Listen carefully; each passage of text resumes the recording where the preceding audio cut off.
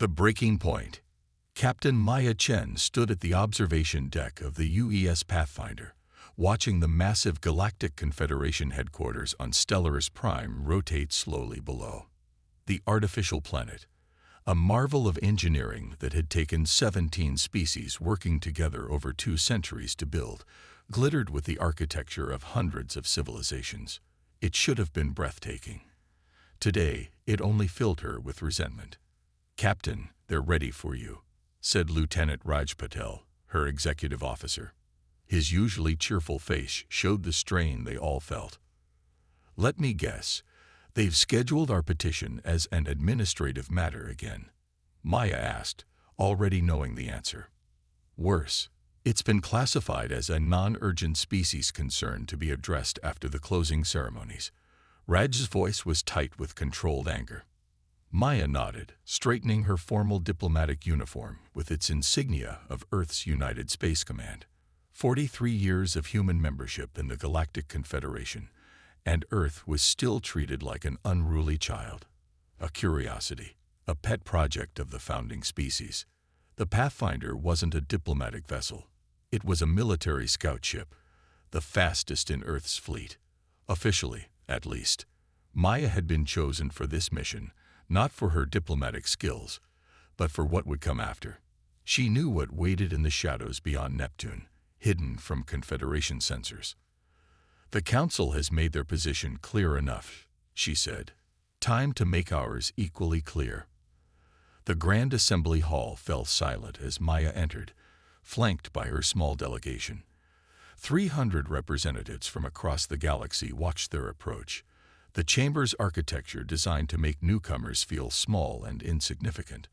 Above them all, the 7 founders sat on elevated platforms, their advanced neural interfaces continuously sharing data and perspectives invisible to the younger races. High Chancellor Verix, a crystalline entity whose species had been traversing the stars when humans were still developing agriculture, acknowledged her presence with the barest flicker of its luminous core. The Assembly recognizes the representative from Earth for a brief statement regarding their species' concern. Verix announced, the translation system carrying its musical tones throughout the chamber. Maya stepped forward, her heartbeat steady despite the momentousness of what she was about to do. Earth's Security Council had given her full authority. After years of secret planning, the decision had been made. "High Chancellor, distinguished representatives," Maya began, her voice calm and controlled. "For 43 years, humanity has been a loyal member of this confederation. We have contributed technology, resources, and blood to Confederation initiatives. We have followed directives that restricted our growth and potential." A murmur ran through the chamber. This wasn't the deferential tone human representatives typically adopted. "Today, I come before you to announce that the United Earth Alliance will no longer participate in this charade of galactic governance." The chamber erupted. Representatives of the founding species leaned forward in shock, while delegates from younger races whispered frantically to their aides. Maya continued, raising her voice slightly, but maintaining perfect composure. "4 times we have petitioned for full representation. 4 times we have been denied with excuses about tradition and proper evolutionary timing. Meanwhile, species with half our population and technological development are granted voting rights because they pose no threat to the established order." High Chancellor Verix's crystalline form pulsed with agitation. "Captain Chen, this is highly irregular. If you wish to register a formal complaint—" "This is not a complaint," Maya interrupted, breaking centuries of diplomatic protocol. "This is a resignation. As of this moment, Earth and all human colonies withdraw from the Galactic Confederation." The chamber descended into chaos. Security officers moved toward the human delegation, but Maya simply turned and walked out, her team following closely behind. In the diplomatic shuttle returning to the Pathfinder, Raj finally broke the tense silence. "They're already spinning it. The Galactic News Network is saying humans are having an emotional outburst that we'll reconsider once we calm down." Maya smiled for the first time that day. Let them think that. They've always underestimated us. Her secure communicator chimed, It was Admiral Takashi, commander of Earth's Defense Force. Is it done? Yes, Admiral. Implement Phase 1. How long until the Artemis fleet can emerge from dark space? Maya's smile widened. The ships they'd been building beyond the Confederation's monitoring range. With technology the founders had deemed too advanced for humanity's developmental stage. We're already moving into position. They're ready. The galaxy is about to learn that humanity's patience has limits. As the shuttle docked with the Pathfinder, Maya gave one last look at the glittering Confederation headquarters growing smaller in the view screen. The breaking point had arrived, and the galaxy would never be the same. 2 weeks after Captain Chen's dramatic exit from the assembly, Earth's capital in New Geneva buzzed with anticipation. The world government had called for a special broadcast, and screens everywhere from the floating arcologies of New Shanghai to the subterranean habitats of Olympus Mons displayed the countdown. President Adama Okafor stepped onto the platform in the United Earth Assembly. Behind him stood the leaders of all major human settlements and colonies, their unified presence sending a clear message even before he spoke. Citizens of Earth and her colonies, President Okafor began, his deep voice resonating with conviction. Today marks a turning point in human history. For too long, we have allowed the Galactic Confederation to dictate the terms of our existence among the stars. The cameras panned across the assembly hall, showing representatives from Mars, Europa, Titan, and the dozens of other worlds humans now called home. Our scientists have been forced to hide breakthroughs. Our explorers told which systems they cannot visit. Our merchants bound by regulations designed to keep humanity dependent on Confederation technologies. His voice hardened. No more. Captain Chen stepped forward to join him at the podium. In her hands, she held a simple document. The Declaration of Independence from the Galactic Confederation. As Captain Chen announced to the Assembly 2 weeks ago, Okafor continued, humanity formally withdraws from all Confederation treaties, obligations, and restrictions. We will forge our own path among the stars. Across the galaxy, Confederation representatives watched the broadcast with reactions ranging from amusement to alarm. Typical human impulsiveness, High Chancellor Varix commented to its inner circle. They'll return when they realize they need our trade routes and protection. But not all Confederation members shared this dismissive attitude. Representative Nix of the Solari Collective leaned toward her aide. Contact Earth's embassy quietly. I want to know what they're planning. Back on Earth, the declaration continued with Chen reading the formal document. We withdraw not out of spite but necessity. Humanity can no longer fulfill its potential while bound by outdated restrictions. We seek not conflict but freedom, and we will defend this freedom with all our strength. As if timed to her words, the first images from beyond Pluto appeared on screens across Earth. Admiral Takashi stood on the bridge of the UES Defiance as massive ships, far larger than anything humanity had officially possessed, emerged from the darkness. The Artemis fleet, Chen announced, built in secret beyond Confederation monitoring.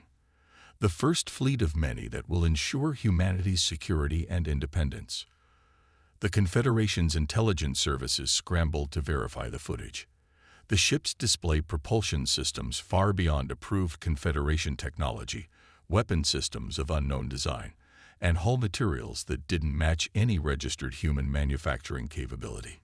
Impossible, one founder scientist muttered. They couldn't have developed this without us knowing. But they had. For years, Earth's brightest minds had worked in hidden facilities across the solar system, developing technologies the Confederation had deemed too advanced for humanity's stage of development. Meanwhile, on smaller Confederation worlds, the news spread like wildfire. Many species had long resented the Founders' control, but none had dared challenge it so openly. If humans can walk away, why can't we?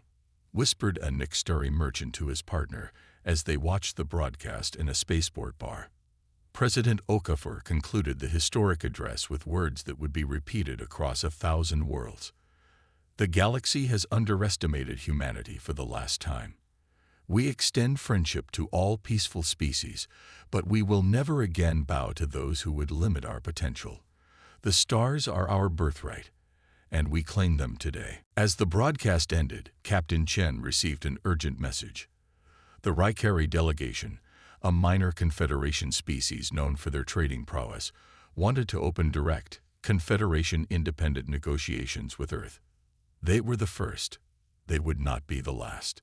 In the assembly chambers, emergency sessions were called. Sanctions were proposed.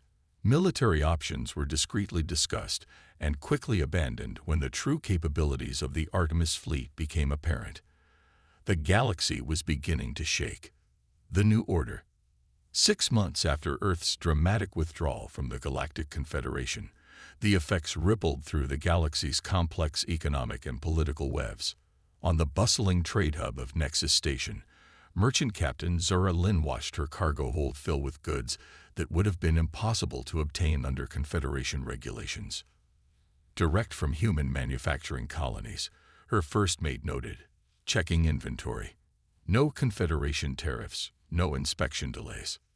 Zara nodded, her implants displaying profit projections. And twice the margin. Across the galaxy, similar scenes played out. Confederation trade routes that had remained unchanged for centuries suddenly found themselves bypassed by more efficient human-established corridors. Species that had been economically dependent on Confederation approval found new opportunities through direct partnerships with Earth. In the Grand Assembly chambers on Stellaris Prime, an emergency economic session had been called. The numbers displayed on the massive holographic projectors told a story that none of the founding species wanted to acknowledge. Trade volume through Confederation-regulated routes has decreased by 42%, reported the economic minister, a small, amphibious being who seemed to shrink further under the glares of the High Council. Human merchant ships no longer stop at Confederation stations, and they've taken much of the independent shipping with them. High Chancellor Varix waved a dismissive limb. Temporary disruptions. The humans cannot sustain an independent economy. Their technology is derivative of Confederation standards. As if in direct answer to this claim, screens across the chamber suddenly activated.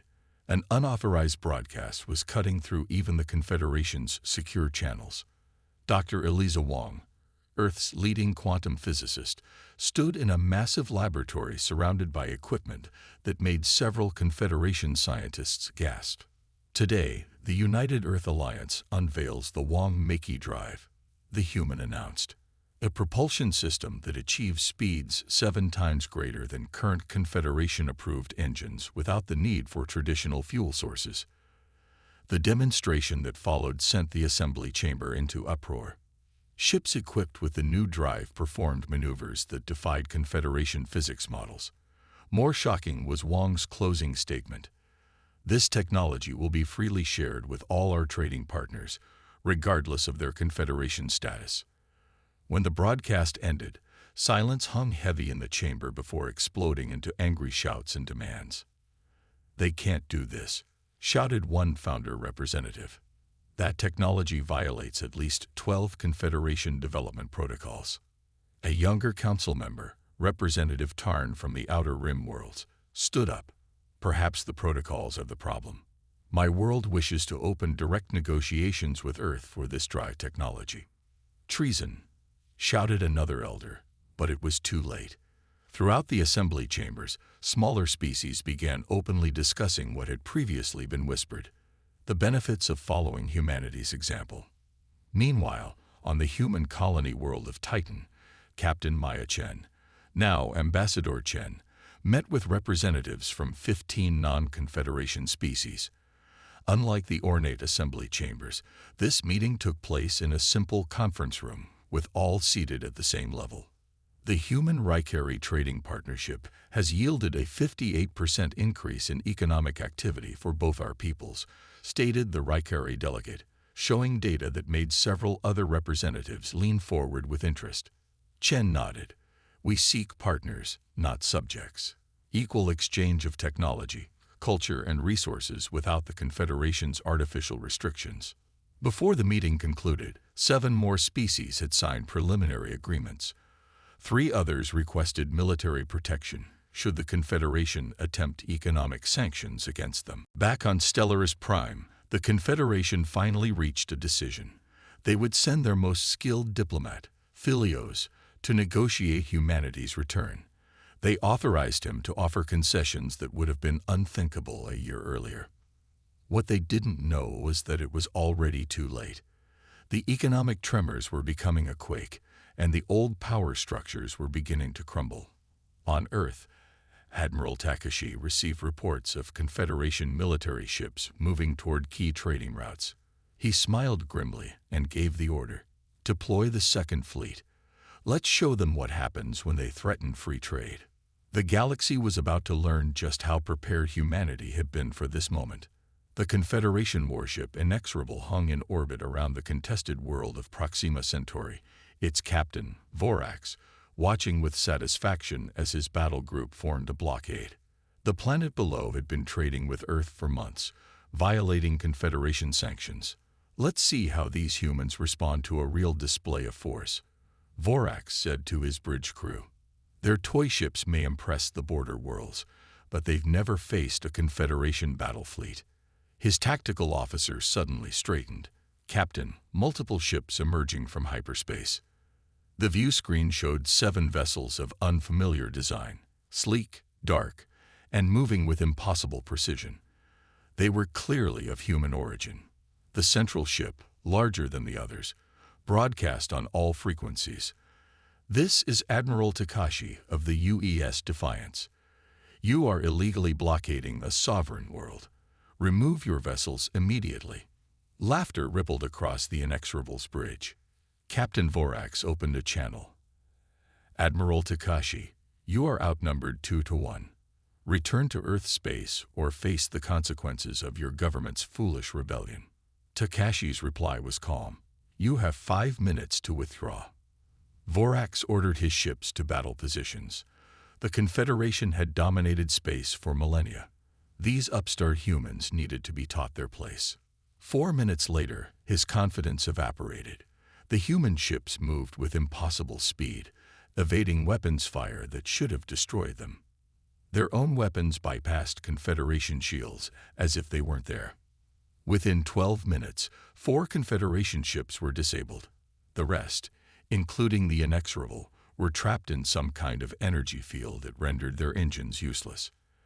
Admiral Takashi's face appeared on Vorax's screen again. "Your crews will be unharmed. Transport vessels are en route to return you to Confederation space. Do not return to Proxima Centauri." The news of the defeat spread across the galaxy faster than Confederation sensors could contain it. Recordings of the battle showing the superior human technology became the most watched content in Confederation space. 2 days later, Captain Chen stood before representatives from 27 worlds in Earth's new orbital diplomatic center. The space station, constructed in just months, showcased human engineering capabilities. "The Chen Doctrine is simple," she explained. "Earth will protect any peaceful world from military aggression, regardless of Confederation affiliation. We seek no territory, no tribute, only free association among equals." President Okafor added, "For too long, the Confederation has used military intimidation to enforce unequal economic relationships. That ends today." On distant Stellaris Prime, the Confederation's military committee met in emergency session. The analysis of the Proxima Centauri incident left them shaken. "Their shield technology is at least 4 centuries beyond our projections," admitted the military advisor. "And their propulsion systems, we have nothing comparable." High Chancellor Varix's crystalline form pulsed with agitation. "Impossible. Humanity has been under our guidance for barely a century. Such advancement is not possible without outside help." The junior aide cleared her throat. "Sir, we've received disturbing information. It appears that human scientific development has been deliberately underestimated in our reports." "What?" "Several internal assessments of human technological potential were altered before reaching the Council. Our records show this has been happening for decades." Silence fell over the chamber. Finally, Varix spoke. "Who authorized this?" No one answered, but everyone knew. The founding species had always manipulated information to maintain their position. Humanity's potential had been deliberately downplayed. Meanwhile, on the colony world of Alpha Centauri, a public announcement caused celebration in the streets. After a century under Confederation rule, they were declaring independence and requesting protection under the Chen Doctrine. They were the sixth world to do so that week. In a secure facility on Mars, Dr. Wong met with scientists from 5 former Confederation worlds. Together, they began work on a new project, a technological leap that would make the Wong-Mbeki drive look primitive by comparison. Without Confederation restrictions, Wong told her new colleagues, "There's no limit to what we can achieve together." As the human fleet expanded its protective umbrella, the Confederation's military strength, once thought unassailable, suddenly seemed hollow. The galaxy was witnessing the birth of a new power, one built on cooperation rather than domination. And it was only the beginning. 1 year after humanity's withdrawal from the Galactic Confederation, the Grand Hall of Earth's new space station Liberty hummed with activity. Unlike the sterile formality of assembly chambers, this gathering buzzed with genuine excitement. Representatives from 32 species moved freely, sharing ideas without the strict protocols that had governed interspecies relations for millennia.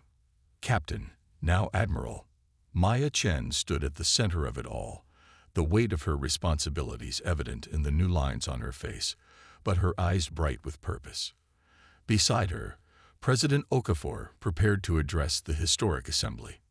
"Friends," Okafor began, his voice carrying across the hall without technological amplification. "1 year ago, Earth stood alone against centuries of tradition. Today, we stand together as architects of a new future." The assembled representatives, some former Confederation members, other species long denied Confederation membership, nodded in agreement. "Today, we formalize what has already begun. The Stellar Alliance is not just an alliance of convenience, but a new vision for galactic cooperation, equal representation, shared technology, mutual defense. No founding species, no junior partners, just allies."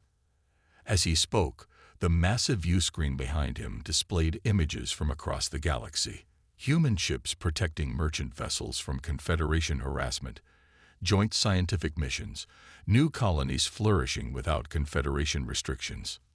In the back of the hall, Dr. Wong watched with quiet satisfaction. Her team of multispecies scientists had already produced breakthroughs that the Confederation would have suppressed for centuries. The technological renaissance was just beginning. On Stellaris Prime, the assembly chambers were half empty. 12 former member species had already announced their intention to join the alliance. More concerning to the remaining Confederation leadership was the internal division. Younger council members openly questioned the founders' authority, demanding reforms that would mirror the alliance structure. High Chancellor Verix, its once commanding presence diminished by recent events, addressed the diminished assembly. "These humans have caused chaos throughout regulated space. Their alliance is a temporary arrangement of convenience that will collapse without the Confederation's guiding hand." Even as it spoke, its aides delivered troubling news. The Arcturians, one of the oldest spacefaring species and a founding member of the Confederation, had just announced their intention to withdraw and join the alliance. Meanwhile, on the neutral space station Odyssey, a historic meeting was taking place. Admiral Chen and High Chancellor Verix sat across from each other. No elevated platforms, no entourages, just 2 leaders representing the new and old galactic orders. "This conflict benefits no one," Chen said simply. "The Stellar Alliance has no desire for war or domination. We seek only the freedom for all species to reach their full potential." Verix's crystalline form pulsed slowly, a sign of deep contemplation. "You have disrupted the stability of a system that has maintained peace for thousands of years. A peace built on inequality and suppression is no peace at all," Chen countered. "Look at what has been accomplished in just 1 year without your restrictions. Advances in medicine, energy, transportation, all freely shared among alliance members. And what role do you envision for the Confederation in this new order? Verix asked, its tone unreadable. Chen leaned forward. Join us. Not as founders or leaders, but as equals. Your knowledge and wisdom would be invaluable, but it must be offered, not imposed. For a long moment, Verix was silent. Then, surprising even itself, the ancient being said, "Perhaps it is time for the old to learn from the young." 2 days later, the Galactic Confederation announced sweeping reforms. The system of founding species privileges would be dismantled. All member worlds would receive equal representation. Technology restrictions would be lifted. It was too late to prevent the rise of the Stellar Alliance, but not too late for peaceful coexistence. As Admiral Chen looked out from the observation deck of the UES Pathfinder, the same ship that had carried her to Stellaris Prime a year ago, she reflected on how far they had come. Humanity had not just found its place among the stars. It had rewritten the rules of engagement. The galaxy would never be the same. And that was exactly as it should be.